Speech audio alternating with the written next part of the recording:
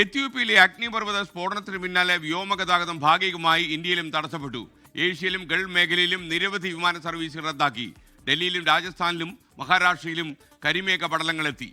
അഗ്നിപർവ്വത ചാരം ബാധിത പ്രദേശങ്ങളും വിമാനങ്ങൾ ഉയരത്തിൽ പറക്കുന്നതും കർശനമായി ഒഴിവാക്കണമെന്ന DGCA മുന്നറിയിപ്പ് നൽകിയിട്ടുണ്ട്. അവിടെ വഴി പോകുന്ന വിമാനങ്ങൾ യാത്ര ചെയ്യാൻ പാടില്ല എന്നാണ് DGCയുടെ മുന്നറിയിപ്പ്. ബൽറാം നെടുങ്ങാടി ഡൽഹിയിൽ നിന്ന് ചേരും, അതുപോലെ മുംബൈയിൽ നിന്ന് ശ്രീനാഥ് ചന്ദ്രൻ കൂടി ചേരും. Balram, good morning. 12,000 കൊല്ലത്തിന് ശേഷമാണ് ഈ അഗ്നിപർവ്വതം പൊട്ടിത്തെറിച്ചത് എന്നാണ് മനസ്സിലാക്കുന്നത്. അതിൻ്റെ കരിമേഘ പടലങ്ങൾ നമ്മുടെ ആകാശത്തും എത്തി എന്നുള്ളത് നമ്മളെ ഉത്കണ്ഠപ്പെടുത്തുന്നു. ഗുഡ് മോർണിംഗ്, വിവരങ്ങൾ. Very good morning SKN.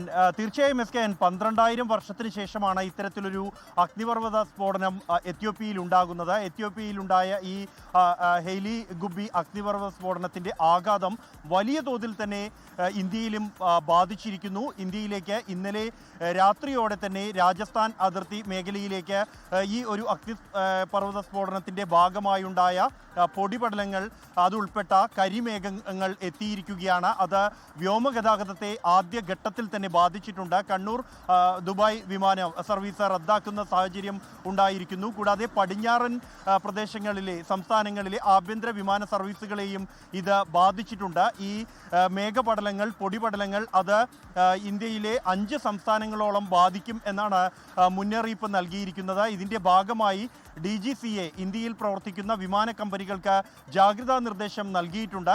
പ്രധാനമായും ഈ മേഘപടലങ്ങൾ ഉണ്ടാകുക 25,000 മുതൽ 45,000 അടി വരെ ഉയരത്തിലായിരിക്കും.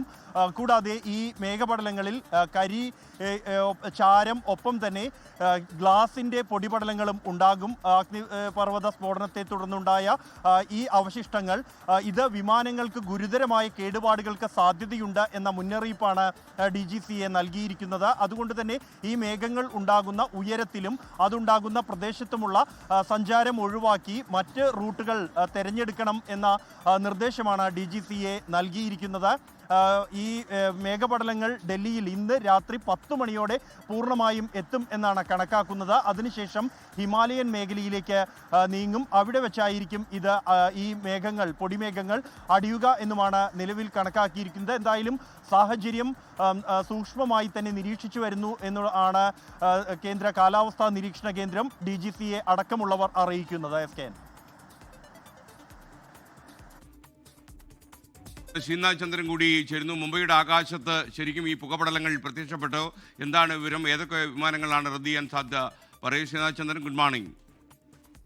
Very good morning SKN. ഏതായാലും ഇപ്പോൾ മുംബൈ വിമാനത്താവളം ഇതുമായി ബന്ധപ്പെട്ട ഒരു മുന്നറിയിപ്പ് യാത്രക്കാർക്ക് വേണ്ടി പുറത്തിറക്കിയിട്ടുണ്ട്. യാത്ര പുറപ്പെടും മുമ്പ് വിമാന സർവീസ് ഉണ്ടോ എന്നത് ഉറപ്പാക്കണം എന്നതാണ് വിമാനത്താവളം ഔദ്യോഗികമായി ഇപ്പോൾ യാത്രക്കാരെ അറിയിക്കുന്നത്. പക്ഷേ നമ്മൾ വിമാന ചാർട്ട് ഇപ്പോൾ പരിശോധിച്ചതാണ്. ഇതുവരെ ഏതെങ്കിലും ഒരു വിമാനം റദ്ദാക്കിയതായി കാണുന്നില്ല. ചില വിമാനങ്ങൾ അല്പം വൈകിയിട്ടുണ്ട്, പക്ഷെ അത് ഒരു വലിയ സമയം അത്തരത്തിൽ വൈകിയിട്ടില്ല എന്നതാണ് നമ്മൾ മനസ്സിലാക്കുന്നത്. ഏതായാലും മഹാരാഷ്ട്രയുടെ വടക്കൻ മേഖലകളിലൂടെയാണ്, പടിഞ്ഞാറ് വടക്കായി നിൽക്കുന്ന മേഖലകളിലൂടെയാണ് ഇപ്പോൾ ഈ ചാരം ഇന്ത്യയിലേക്ക് പ്രവേശിച്ചിട്ടുള്ളത്. അതായത് ഗുജറാത്ത്, മഹാരാഷ്ട്രയുടെ വടക്കൻ മേഖല, ഒപ്പം തന്നെ രാജസ്ഥാൻ, ബിക്കാനീർ അടക്കമുള്ള മേഖലകളിലൂടെയാണ് ഇത് ഇന്ത്യയിലേക്ക് പ്രവേശിച്ചത്. സ്വാഭാവികമായും വലിയ ഉയരത്തിലൂടെയാണ് ഇത് കടന്നു പോകുന്നത്. 25,000 മുതൽ 45,000 അടി ഉയരത്തിലൂടെയാണ് ഇത് കടന്നു പോകുന്നത് എന്നതാണ് നമ്മൾ മനസ്സിലാക്കുന്നത്. അതുകൊണ്ട് അത് നേരിട്ട് താഴെയുള്ള ജനങ്ങളെ ഏതെങ്കിലും തരത്തിൽ ഇപ്പോൾ ബാധിക്കുന്നില്ല. പക്ഷെ ഉയരത്തിൽ പറക്കുന്ന വിമാനങ്ങളെ ബാധിക്കുന്നുണ്ട്.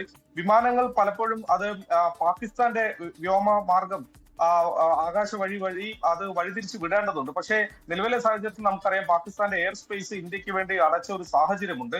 അത് കഴിഞ്ഞ ആഴ്ചയാണ് അത് വീണ്ടും ആ ഒരു നിരോധനം നീട്ടുകയും December 31 വരെ ആ നിരോധനം നീട്ടുകയും ചെയ്തത്. അതുകൊണ്ട് അത്തരം ഒരു വഴിതിരിച്ച് വിടൽ സാധ്യമാവാത്ത അവസ്ഥ കൂടി ഉണ്ട് എന്നതാണ് മുംബൈയിലെ വിമാനത്താവളവുമായി ബന്ധപ്പെട്ട് നമ്മൾ സംസാരിച്ചപ്പോൾ മനസ്സിലായത്. അതുകൊണ്ട് ഈ സാഹചര്യം ഈ തരത്തിൽ മുന്നോട്ട് പോവുകയാണെങ്കിൽ ഒരുപക്ഷെ മുംബൈയിൽ നിന്നുള്ള കൂടുതൽ വിമാനങ്ങൾ റദ്ദാക്കേണ്ടി വരും എന്നൊരു മുന്നറിയിപ്പും അവർ നൽകുന്നുണ്ട്. ഒപ്പം തന്നെ സൾഫർ ഡയോക്സൈഡ് ഈ ആഷിനോടൊപ്പം, ഈ ചാരത്തോടൊപ്പം ഉണ്ട് എന്നതാണ് കണ്ടെത്തിയിട്ടുള്ളത്. അത് വലിയ തോതിൽ തന്നെ ഉണ്ട് എന്നതും കണ്ടെത്തിയിട്ടുണ്ട്. അതുകൊണ്ട് സൾഫർ ഡയോക്സൈഡ് അന്തരീക്ഷ ഊഷ്മാവുമായി, ഈ മോയ്സ്ചറുമായി അത് ബന്ധപ്പെടുന്ന സമയത്ത് അത് ഒരു ആസിഡ് റെയിൻ, ഒരു ആസിഡ് മഴ വരെ ആകാനുള്ള സാധ്യതകളൊക്കെ ഉണ്ട്.